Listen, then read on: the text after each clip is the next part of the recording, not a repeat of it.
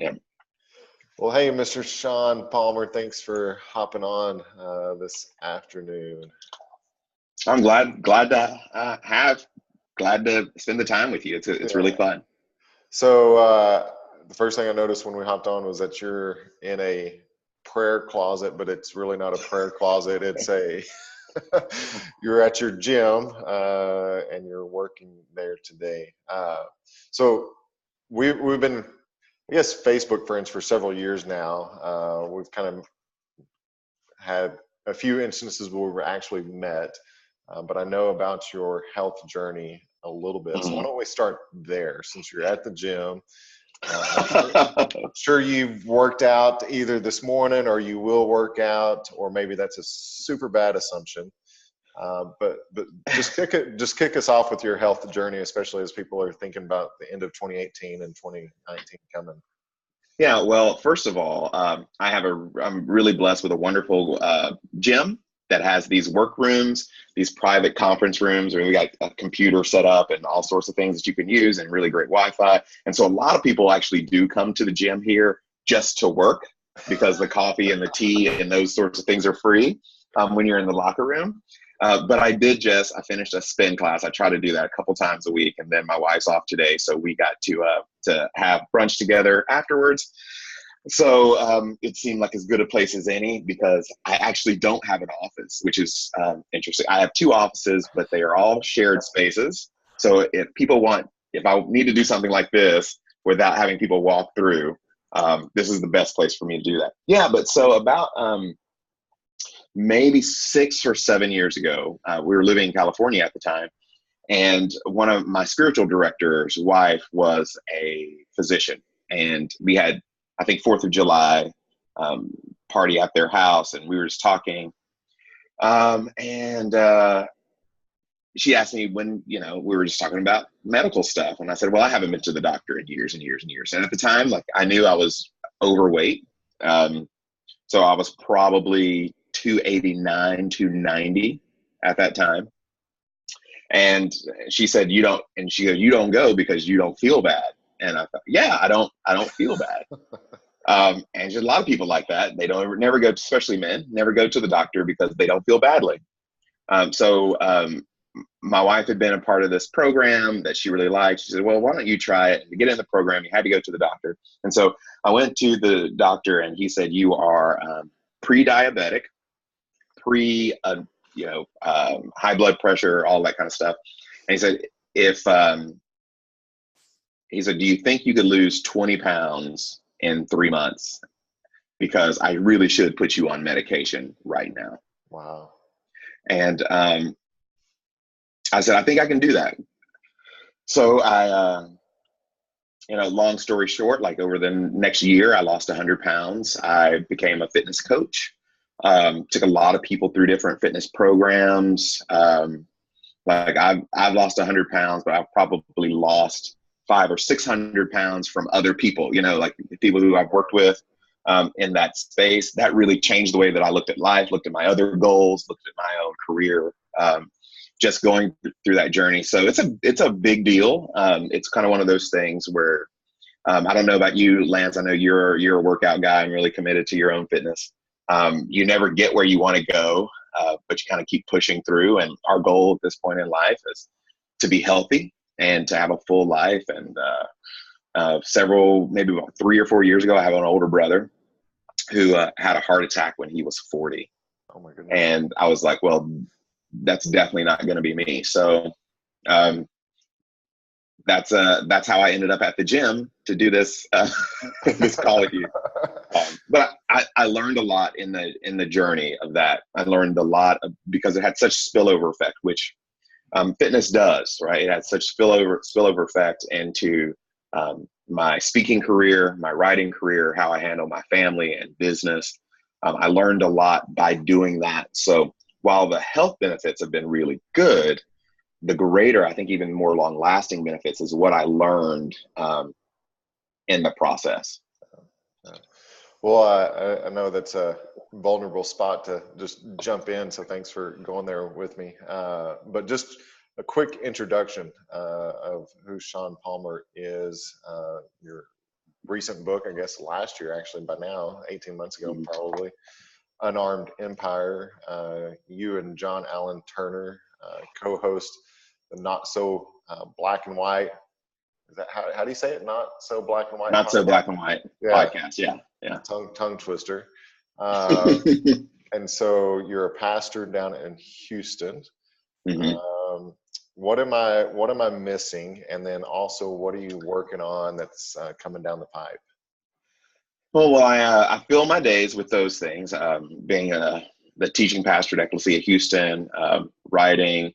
We do have the podcast. Along with that, I'm a speaking coach for people who are trying in various ways to become public speakers. I serve on a couple of different boards. One is 1128 Ministries, which serves as spiritual formation service for people in ministry. The other is Missio Alliance, which, for lack of a better word, is kind of a big tent American Christianity think tank. That takes up a little bit of time. And I, most importantly, have a wife and two daughters. One is a freshman in high school. The other is in middle school. And that takes up a good chunk of my time. So that's sort of what we do. I'm looking at a couple of different things now in connection with my preaching coaching, maybe starting a podcast around those questions in that area. And also, we're in the process. It's really too early to talk about working on the next book proposal. So I try to keep things a little bit busy. Also, writing a play at the moment, or at least trying to figuring out how that all works. And we've got a good story, at least a good beginning of the story. I'm working with several people on trying to get that polished up and done. So those are the kind of things that we do. Wow. That we're doing right now. So for the people that be curious, what's your number on an Enneagram? For people who, that's also the thing. I'm about to enter a year-long training, Enneagram training. So I'm a 3 on the Enneagram, and that's been really revelatory for me to find out. And I see a lot of the benefits of knowing that, and a lot of what I love about the Enneagram. It gives you things to work on and places to go. It doesn't just view those aspects of who you are as static or in stasis and say, hey, just figure it out from here. It really points you in some directions of health and well-being, how to interact with others. So did you get in Suzanne Stable's cohort? Who are you going through with? Yeah, so it's through Life in the Trinity Ministries. So I'm in Suzanne's year-long cohort. I think she has a 2-year cohort as well and a 3-year cohort. We're going to do the 1 year, which requires 4 trips to Dallas over the course of the year. And there are 25 of us in that group, I think. I was still got to make my final yes, but I'm in Joe's cohort on the other side. Okay. So okay. Super pumped, but I've already got conflicts, and I'm like, oh man, things have changed so much in a month. So you're a man of clarity. I don't know when this clarity began for you, in this sense of purpose, identity, and mission. But I'd love to talk about what that process has been like for you, because in both of our work, whether you're coaching speakers or whether you're coaching marriages and coaching leaders in their own personal growth, it's a common theme that people are just stuck because they really don't know what they want, and they are scared to death to articulate it as well. So share with me kind of your journey, but also what that means for other people listening in. Yeah, well, I think for anyone to move forward in life, they need clarity, and clarity around what it is that they want, why they want that thing, what they envision at the start or even in the process of what it takes to reach that, and what they're willing to do in order to reach the goal. So because I'm fundamentally a storyteller, I've read lots of books on storytelling. And so, and Donald Miller's done some good work around this. I think he's crystallized it more. It's more approachable the way that he's done it, where he talks about kind of the hero of the story has to be a likable character who wants something and an obstacle to get that thing. Well, that's really the hero's journey. Joseph Campbell and some others have written about that in the past. You see it in all of the super heroes. All those characters go on a hero's journey, and at the heart of those journeys is that character wants something. And I think that's the place where we have to start. So and I learned all of this through the fitness journey, actually. So whether that is a stronger marriage. Okay, so lots of people say that. Like, I want a better marriage or a stronger marriage. We're going to keep working on our marriage. That's great. What do you mean by that? What would a stronger marriage look like? And then you have to do some articulation around, okay, so what is it? Is a stronger marriage one where we feel like we could communicate openly our feelings and feel safe about that? Or is a stronger marriage one where, hey, we have some financial freedom where one of us can stay home and spend more time, invest more time with children? Is a stronger marriage one where there's a high level of communication? What is that? And what is that for you? Because if you lined up 20 couples and asked them all, what's a stronger marriage? Like, you're going to get 20 different answers because each couple brings a different level of skill. And so is a stronger marriage one where we participate in a worshiping community together and we're very involved. Like, we read the Bible every night, whatever it is. You've got to sit down and outline what is it that I actually mean when I say this? And not only that, why do I mean it? Why do I want that? And if I can't articulate why, I need to spend a little bit more time trying to unearth that, because a lot of times what we want in life isn't actually something we want. It's something that someone else told us that we wanted. Oh, man. Whether that was our parents or people in our faith community, or growing up, there was these other people, or we get on social media and look, their family looks so happy standing outside of Disneyland, or, there are many things that we associate with getting better, with growing, that aren't actually things that we want.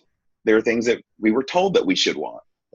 And if you can't do that, then you need to go back to the drawing board in terms of defining what it is you want. But then also, once you've defined what it is you want and why you want it, you need to articulate how will you know when you have it, and what will you do to celebrate it. So we have these discussions around, for people who are in faith communities, who you work with. You will hear lots in churches, in my world, we want to make disciples. We're all about making disciples. Oh, that's great. It's biblical language. Everybody wants to make disciples. How will you know when you've got one? Like, what metrics are appropriate, one, to hang on that, and two, that you would feel comfortable using? Jesus had 12 disciples, and they were screwing up all the time. So if I say that I want this thing, how will I know when I have it? Couples, families have these kind of discussions around finances. So last year about this time, my wife and I had this discussion about, what does financial security look like for you? Because a lot of couples will say that, well, I just wish we were better off financially. And what they're actually saying is, we want some financial security. And usually that's not having $2 million to retire on. Right. One person in the couple might mean, I would like for us to have 6 months of income readily accessible in the bank. Another couple might say 12 months. Somebody else might say, when we have $500,000 tucked away in the bank, I will feel financially secure. And whatever it is, for some, it's like $1,000. I know lots of young couples starting out, and they've gone through some money management system that's told them how to manage money. And they say, you need $1,000 emergency fund. And so when they get that, they feel a whole lot better.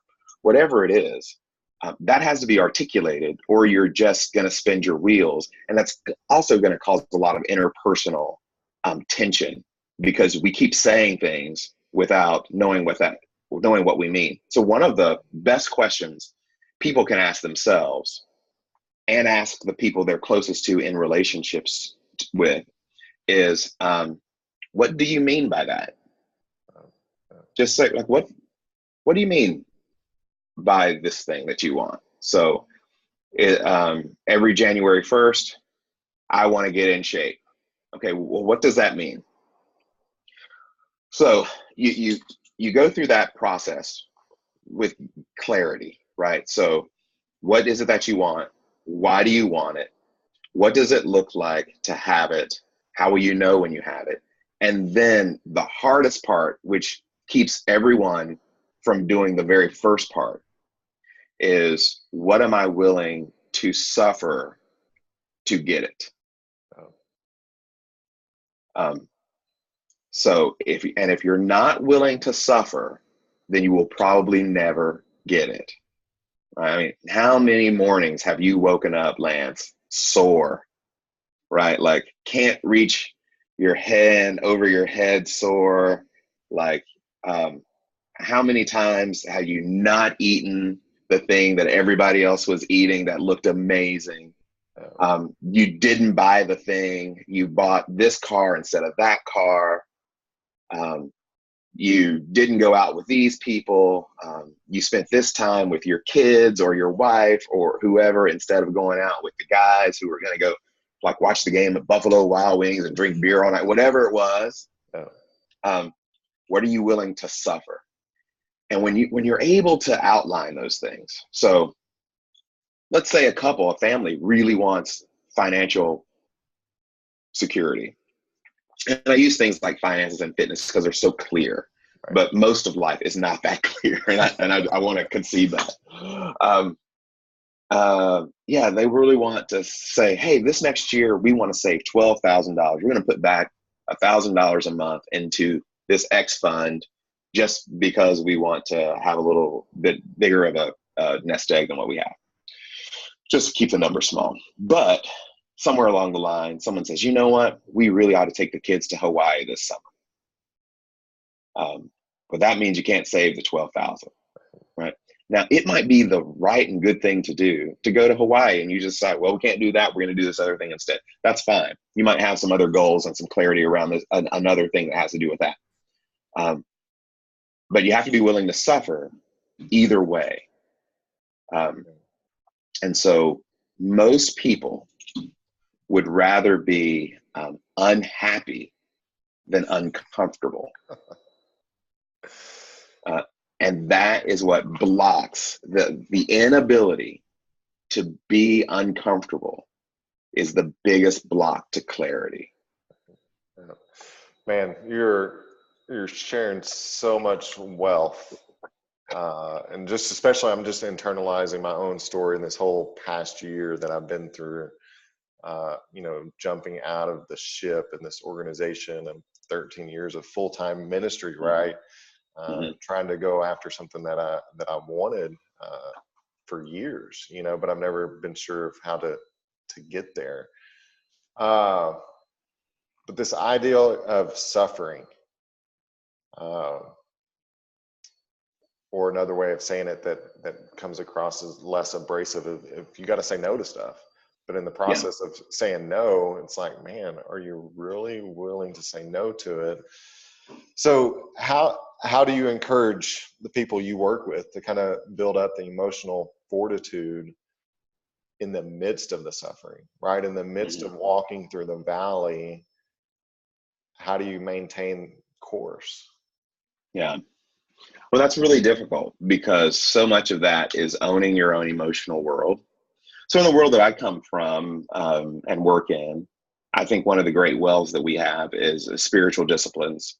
And so part of what the modules that I take my clients through is developing a robust spiritual life. I think you'll burn out of anything if you don't have a reservoir from which you're drawing from. And it just, life is, and I teach this to our girls all the time. Life is hard. Like, Life is hard. Right. And because life is hard, let's not do anything that makes life unnecessarily harder. It's going to be hard enough as it is. And underlying all of that, Lance, and this is the most controversial thing that I say. And I've been called a lot of different names over 21 years of ministry life. But this is the most controversial thing I say.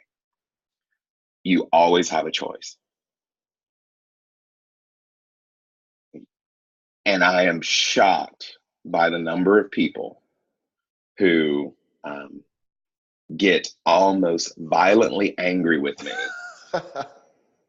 when I point out to them that they always have a choice. I'm learning to do that better by asking questions like, oh, what are you going to do about that?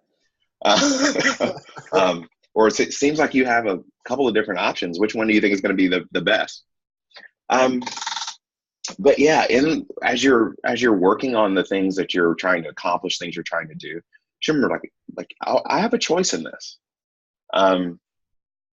And I want to be mindful, one, that I do have a choice, and that I often choose poorly. And that's why a robust spiritual life is important. Because I don't know about you, I can tell you for me, I was present for the biggest regrets of my life. Like, I had a vote, I was on the committee, like I was in the room, I'm the fool that proofed it. The biggest regrets of my life are decisions that I made. So I want to be really careful that, okay, I have a choice and I don't always choose perfectly. And I want to access then as many of the data points as possible and weigh them correctly. So, how does this affect other people? How do other people feel about this, but also how they think about it? How do I feel about it? And then what do I think about it? And I don't want to give any one of those in a particular decision more power than it deserves, but they're all important data points. Right. So as you're working through that, choices, knowing that you have choices, frees us to own our own emotional life. That I chose this. So having a conversation yesterday, this is with a guy who has an opportunity to take kind of a job of a lifetime for him. Right. His wife doesn't want to move, right? But he really would like to. So he thinks that the loving thing to do is to let her make the decision. We won't go, honey, if you don't want to go. Like, he has convinced himself that this is a loving thing to do. And this is not a loving thing to do. As a matter of fact, it's very cruel because she doesn't want to move. He knows that she doesn't want to move. So if she says yes and ends up disliking her situation, which is possible when you don't want to move, then guess what? He gets to say, well, I told you it was your decision whether we should move. Yeah. It's all on her. And if she says we should stay because I don't want to move, when he's unhappy and his dream has fallen through the floor, he gets to say, well, we only stayed because you wanted to. He thinks that he's being the hero of the story, and actually he's the villain because he won't own his own emotional life. And he has not made clear to her what his desires are. And she has not made clear to him what her desires are. And that lack of owning your emotional life, the lack of clarity around all that, just introduces tension that will not go. Like, this decision will be part of their marriage forever. Unless he comes back and says, you know what, it was wrong for me to put that much pressure on you. This should not be your decision alone, nor my decision alone. Let's talk through some healthy ways, or have someone help us talk through some healthy ways of making this decision where we can reach a place of mutuality. And all of those kinds of things around choices and around your own emotional are super important. Matter of fact, if you don't, this is my contention, that if you do not own the fact that your life is largely, not completely, but largely the amalgamation, the compilation of your choices, you will have a stunted emotional life. Now, there are things that happen to us. Someone betrays us. We grew up abused. Our parents divorced. All sorts of things happen to people that shapes them. And so many of those things happen to us when we're young, and we don't have the knowledge or the emotional sturdiness to know that I have a choice in this. I have a way. There are multiple ways in which I can choose to respond.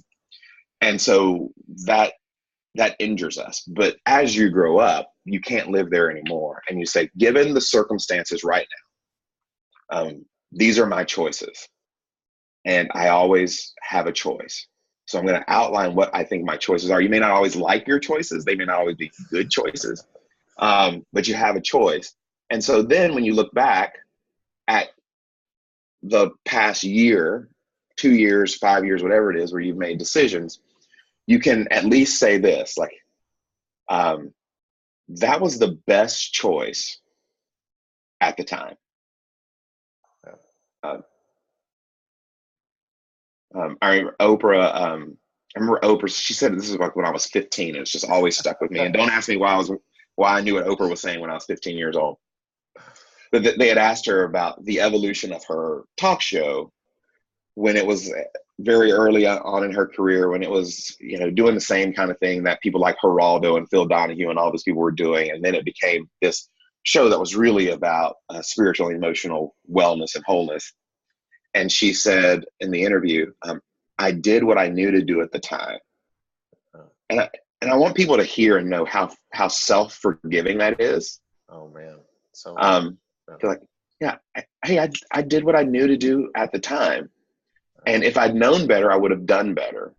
And that's so much better than going and beating yourself up over what's happened to you in your past. But you can't do that if you don't own your choices and own your emotional life.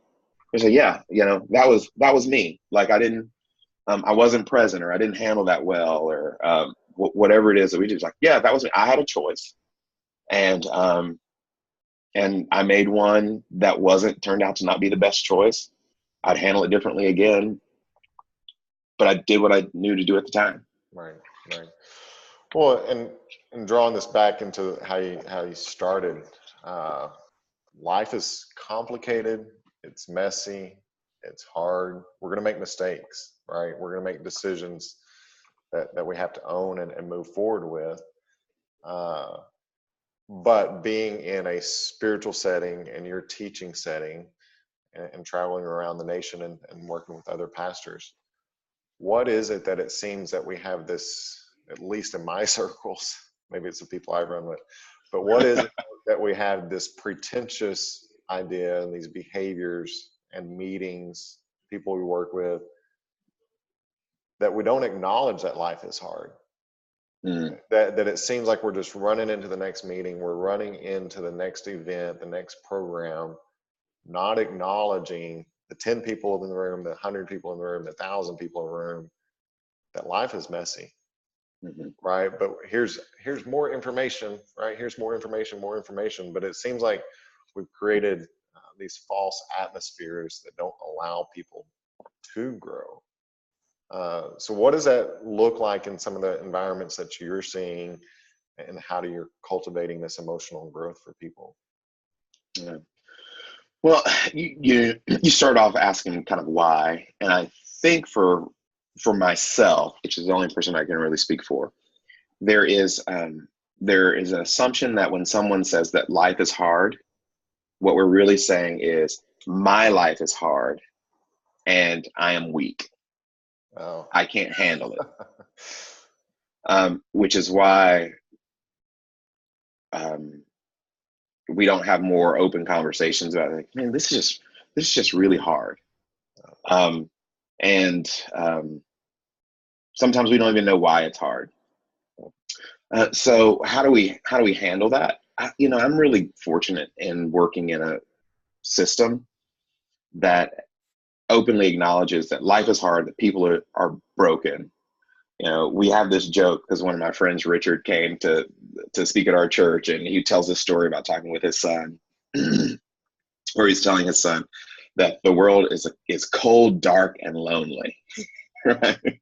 And so frequently now, when something's happening with one of our girls, me or my wife will say, well, the world is cold, dark, and lonely. I think healthy places to start is normalizing the difficulty of life. Like it's going to be hard, and there are going to be things that are going to be really crushing, and we're going to share those honestly. I mean, this is me and one of my coworkers, our creative director, talk a lot about storytelling and the role of storytelling in community. Because what you hear in a story, the reason you tell stories isn't so that people go, oh yeah, that's a really cool story.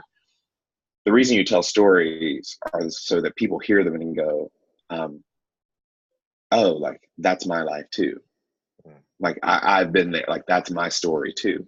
One of the things we do, we have a weekly meeting with all of our pastors on staff. That meeting begins with two people who just telling their story. So many of our small groups are oriented around, and we try to get them all to kind of walk through a season of like, you just need to sit in a circle with people in your group and like have people tell their story.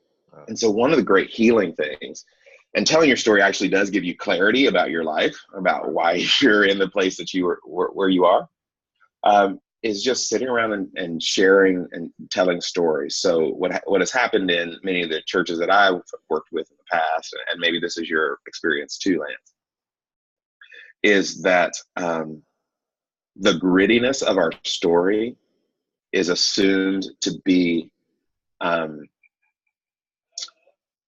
unhelpful or unspiritual, so we don't tell it. And the grittiness of stories actually involve emotive reaction from the people who hear it, and we're too tired and burned out on the rest of life to hear it. So what'll happen in a normal church is that you'll have somebody come in maybe as a guest speaker, and they'll share this really powerful story, and everybody loves it, right? It's like, oh, it's so great, and all that. Now, if people did that every week, it's just so emotionally exhausting, because we're not really all that accustomed to carrying and dealing with our own emotions. So we certainly don't know how to carry and deal with other people's emotions.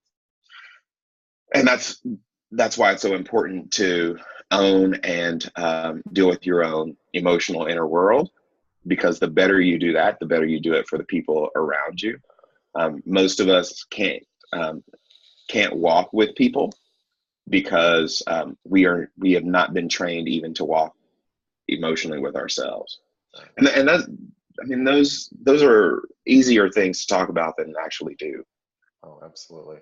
I mean, it kind of reminds me of a friend of ours that she's like, man, I'm looking for a pastor, a teacher who's authentic, So when you're talking about sharing stories, are you primarily referencing like a place of sharing your own stories? Well, I think everybody needs a place. That's why my wife and I say everybody needs therapy.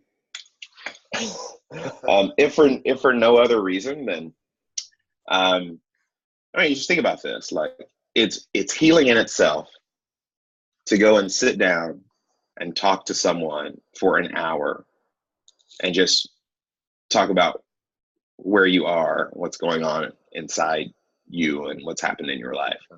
We don't create that kind of space for one another anymore in our culture. We are around people all the time, and nobody really knows anyone else. America is a very lonely culture.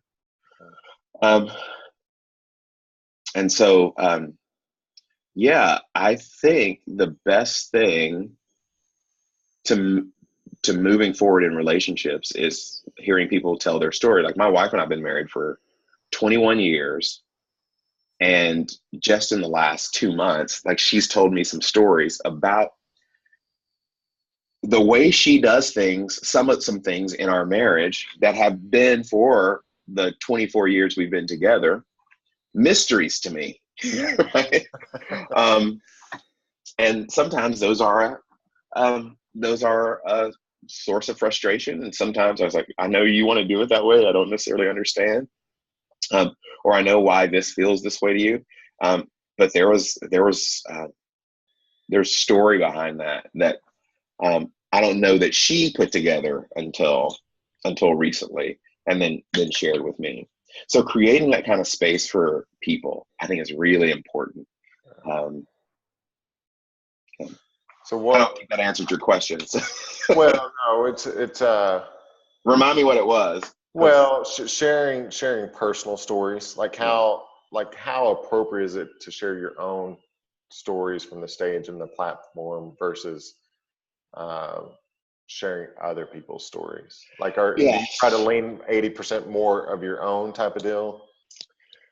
For me, it's almost entirely my own, or how that story intersected with my life. So actually with my coaches, one of my clients, one of the modules that we walk them through is called Preaching Autobiography. Gotcha.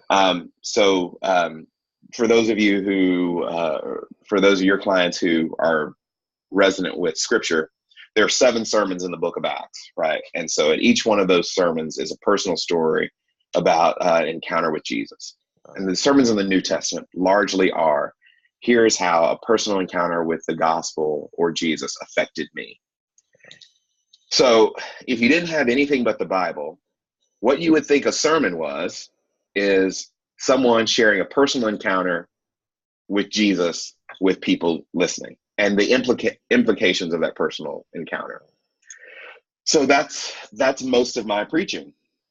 And so lots of times, though, those personal encounters are, hey, I was reading a book about X, Y, or Z, and they told the story of these people.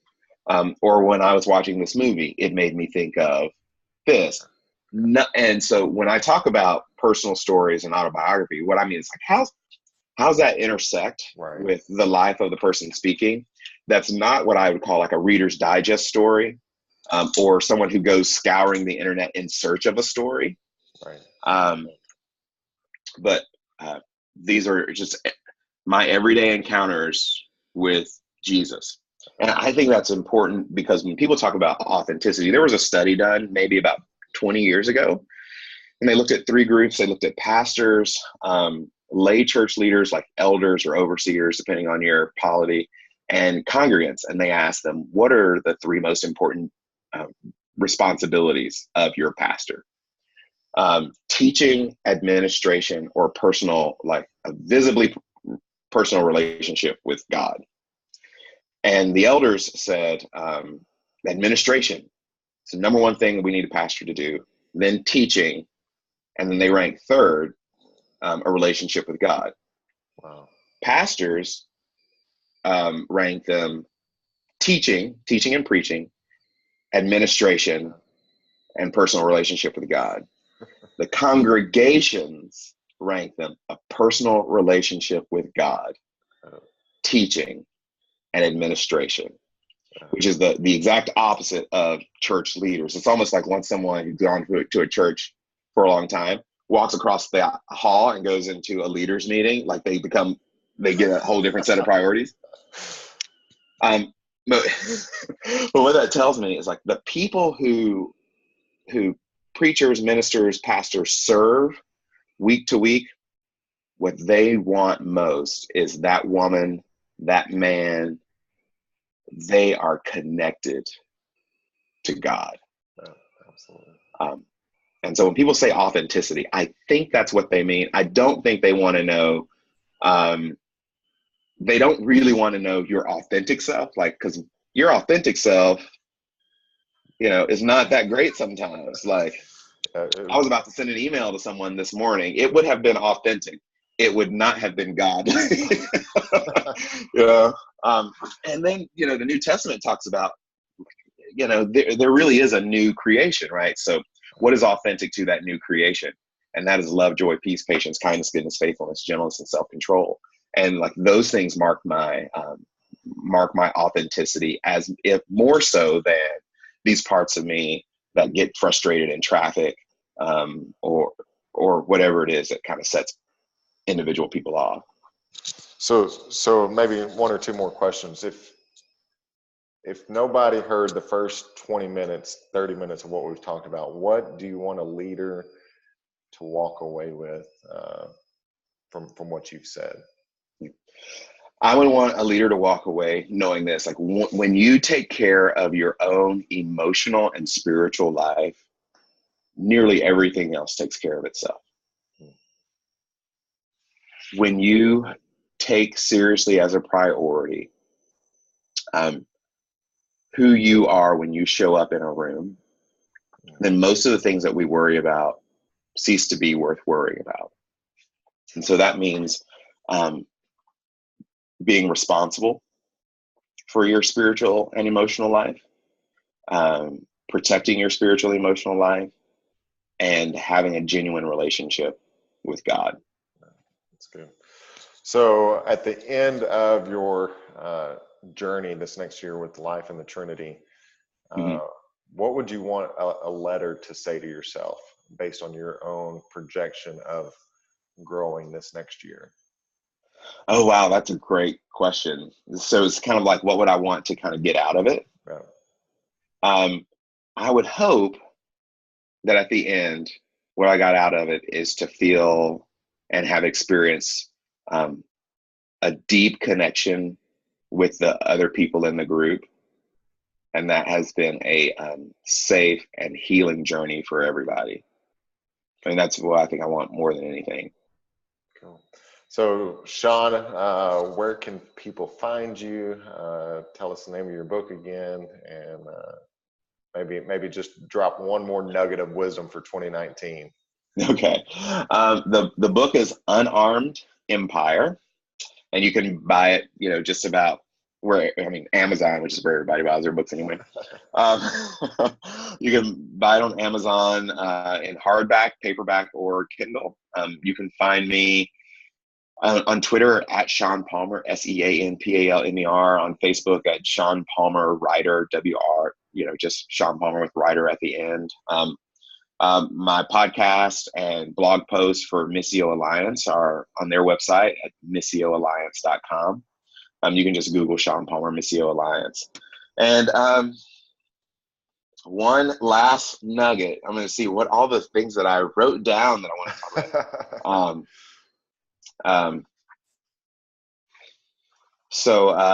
Let's see. There are 5 things that I didn't talk about at all. Oh man. Yeah. But I'll leave this. I'll leave this for 2019. We will all be in the same place asking the same question next year this time, unless we push through and create measurable, attainable goals for 2019. Man. So lots of places you can find out more information on how to do that, but we'll all be in the same place next year this time without measurable, attainable goals. And is your current preaching cohort coaching group full, or is there? It is not. So we start in January. I got a webinar about that coming up soon, but we start in January. I only take 12 because it's just hard to give more attention to people if you're getting more than that. So, and you can find that at Tailored Coach, TAILORED,